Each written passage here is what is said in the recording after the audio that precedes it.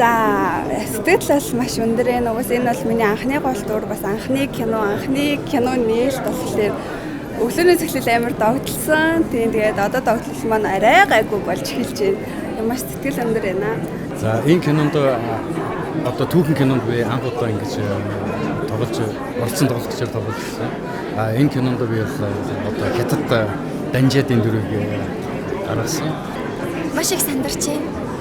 Өнөөдөр хүмүүс зүтгэсэн ажлынхаа тийм ээ үнэлүүлэх өдөр учраас корпоративын давхрыг тэр чигтний киноны уур амьсгалтай болгоцсон байна. Тэгээд 3 сар бараг 100 хоног хамт амьдэрсэн уран бүтээлчтэй уулзахаас айгүй гоё юм тийм. Мөрч киноны нээлт яг одоо ингээд болж ийн эхэлж ийн. Тэгээд яг гаднаас орж ирэхэд энэ уур амьсгал одоо нүунд орчны тогтцолтой ийм байна гэж төсөөлөөгүй.